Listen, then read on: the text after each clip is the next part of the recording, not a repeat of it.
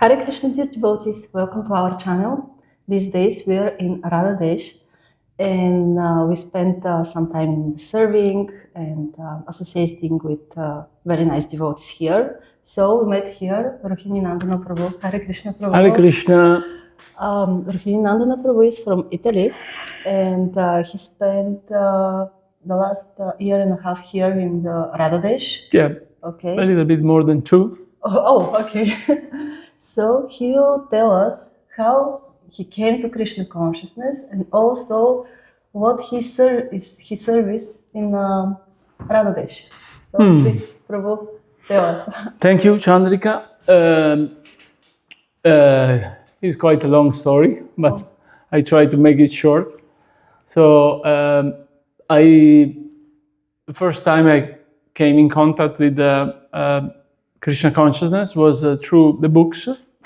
I was when I was 19 years old, I was reading books about Indian philosophy. I was reading Gandhi. I was reading Hermann Hesse, and I was interested. And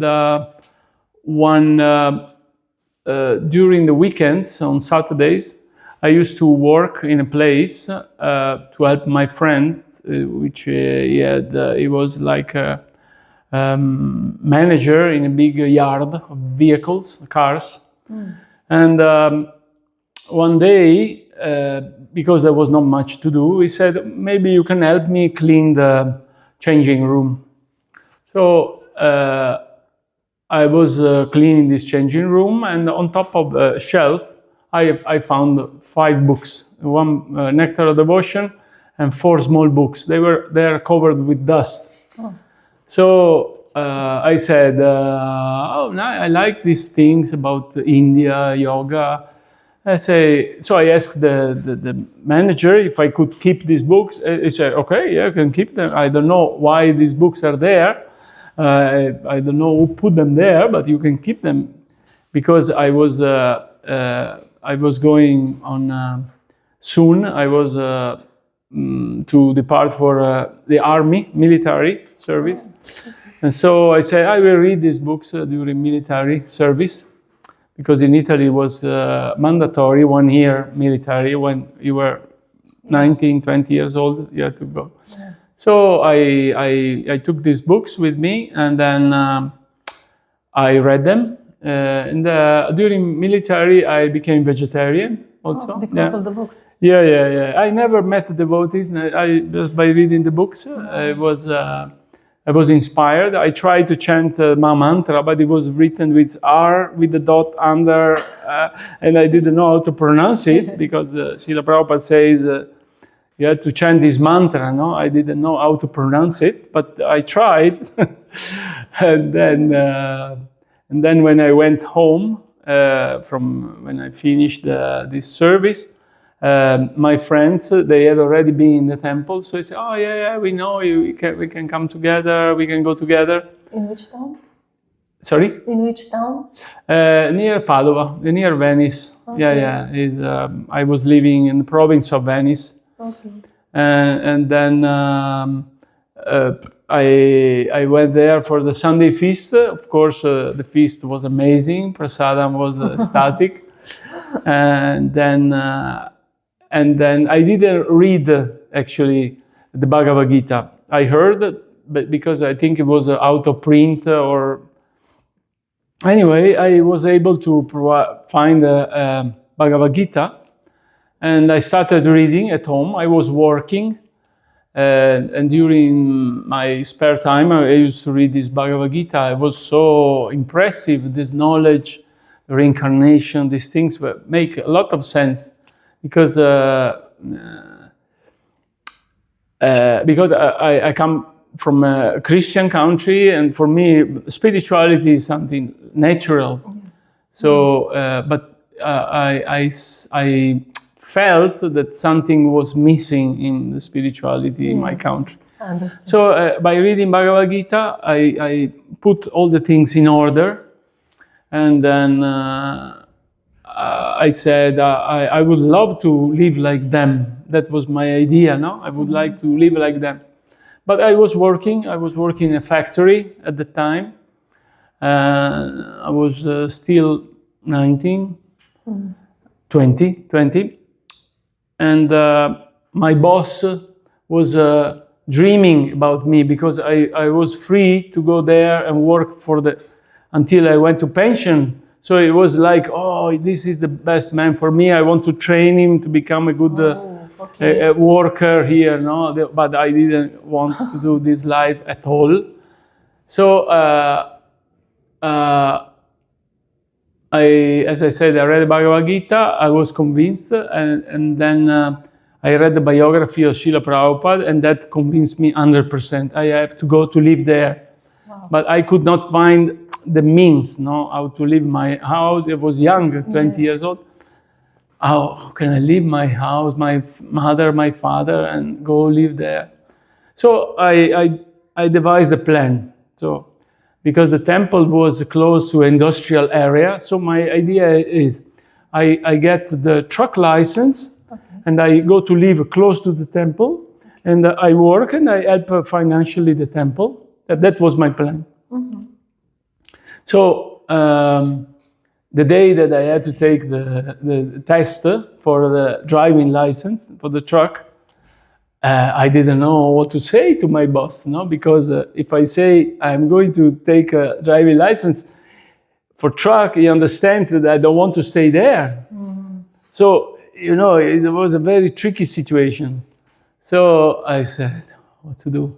So I approached him and I tell him, oh, I'm sorry, I cannot come tomorrow to work. I have to do some tests. And inside my head, I was thinking, oh, I hope he will not ask me which kind of test you're doing. Immediately, what test you had to do? Oh, I have to do a driving test. And I was thinking, well, he knows I drive the car. Which kind of driving test? Yeah, which kind of driving test? I want to take the truck license. I saw his face was completely broken. No? All the dreams that he had in me completely vanished. So what happened then, from that day, he started, you know, chastising me for everything, you know, because he was kind of upset with me, you know, because and one day he came to me again, well, you're doing this thing wrong. And I told him, if you don't like how I work, just let me know. I go home, no problem. Yes, for me, you can go home immediately. Okay, perfect. So I took away my working stuff, and then I said, hello, everybody. And then I went straight to the temple. Because it was mid-morning and I didn't want to go home because my mother otherwise would have asked me, what are you doing? So I went to the temple there. And then after some time, it came evening, no? So I had to go home. So, and the devotees were pushing me, oh, stay here in the night, you can sleep here. And you take your stuff at home, go to say your mother you want to have the experience like that. So I went home, I took my pajama, my things, the towel, and my mother, what are you doing? You don't go to work? No, I am tired, I don't want to go to work anymore. What are you doing? No, you're crazy. Yeah, I want to have an experience there. Oh my God, she went crazy. So I went to the temple, and then I remained there 15 years. 15 years? Wow. I stayed there 15 years. Brahmachari ashram? Like brahmachari? Yeah. But the point is that I had a girlfriend, and I told her, I want to have this experience. If you want to come, you can come, you're welcome. And she said, yeah, I want to follow you. Oh, wow. Yeah, I want to follow you. But, you know, she used to come on Sundays, no, to see me, but she didn't know the philosophy. She didn't go deeper, no, so she just wanted to stay with me. Yeah. And then I told her, at least try to become vegetarian, to follow more rules, no? And then she said, okay, I'll try. And then suddenly she disappeared. And after a few months, she came back to me. She came back to the temple. And because I still had attachment in my mind, I was saying, this is a good lady, good girl, maybe we can have a life together. And then she came after a few months and she said, I have to tell you something. What do you have to tell me? I'm pregnant. She found another boy and she became, no, it was not mine. She found another boyfriend and she was pregnant. Wow. Okay, best wishes for you. So the next day I was dressed in orange. I was dressed in orange. Immediately Krishna cut down all the attachment. Wow. Yeah, and then I stayed brahmachari for a few years in distributing books. And so then that was your service to distribute books in the yes, I was mainly book distribution. Yeah. Was it good the big book distribution in Italy in that time? It was very, very good. Oh, it was amazing. Yeah, they were very fired up. We had the old sets of Srimad Bhagavatam or Chaitanya Charitamrita, and were such big push of book distribution. Nice. Yeah, I was an accountant in this group, Sankirtan group. We were doing traveling Sankirtan basically all the week, and the weekend we used to go back to the temple. We used to rent. No, we used to rent places. Okay. So we do rent some place and we do around the area, and then we rent something else. But it was very, very good. Yeah. And which year was that? That was I joined in 1985. Yeah, 40 years ago. Yeah. Wow. Yeah. 40 years. Huh? When I was born. When you were born. Yeah. Okay. Yeah. And then I was brahmachari, but I was never fanatic because I knew that one day I would have married. So, and then in 1991, I got fiancé with my wife. I'm still married with her after 30 plus years. Yeah. You have kids? Huh? You have kids also? Yeah, I have a daughter. Yeah, she's 31 year old, Gauri. Nice. Yeah. And okay, can you tell us a little bit more about your service here in Radhadesh? Yeah, I came here in Radhadesh 2.5 years ago. And it's also funny the way I came here, because I used to come here in the 90s in this temple, and because there were these seminars, there were many devotees coming from around the world giving seminars on different topics, also psychology. They were very ahead compared to the time. They were talking very nice subjects. And I always liked this place. Mm-hmm. But it was like a dream in my drawer, to come and stay here. Wow. Because I was I moved to Tuscany. I got married. I moved to Tuscany. I stayed there a few years. Then I moved to London a few years, and then in Sweden. We went in Sweden. So many places. Yeah, we traveled a lot. Yeah, and in Sweden we were living in a place. We were doing like workaways, mm-hmm. And we were living in a place where the owner was a djembe repairer, and the seller was selling these djembe drums from Africa. Okay. Yeah, he was a very nice person. He was vegetarian. Knew devotees. We could talk about philosophy, everything. It was very open.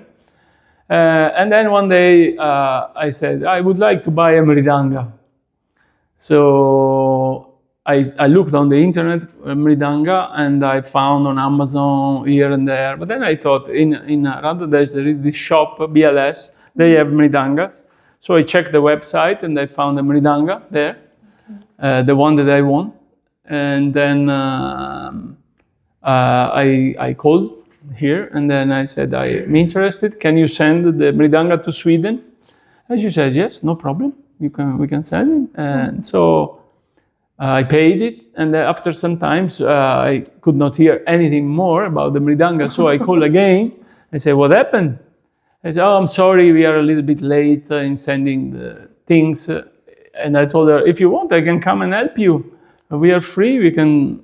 And the lady said, wait a minute, what do you mean? Yeah, I'm free, we can come and help you if you need help with packaging things, shippings. Nice. Because I was doing that also for some time. I was working for a courier company. I know the world. And so I came here for to see the situation, and I liked it. And so at the end we moved here. For a Mridanga, we moved here. Yeah. And so you're happy here, you have service? Yeah, it's nice. I'm quite polyedric, so I can do pujari service. I like to wake up the deities. Okay. And then I'm doing taxi service, from the station, because there is no public transportation for this place. So you need somebody to pick you up by car from the station, from the airport. Very nice service. Like I picked you up. Yes, it was very nice. And then usually also I cut the grass, whatever. I go for shopping. Tomorrow I go for shopping, for buy things for the restaurant, for the big kitchen. Yeah. Nice. And also your wife, she has service in the My boutique. wife, she's working in the boutique. She does service in the altar, in the temple. Yeah. Thank you, Prabhu. Yeah. Yeah, it's very Very nice welcome. here. We will make a movie or video about Radhadesh. Yeah, okay. Yeah, you will be again in front of the camera. Okay. Hare Krishna. So thank you that you tell Thank us. you very much. Told Thank you us very your much story. for this interview. I like you guys very much. You are very We like you too. sweet. Thank you.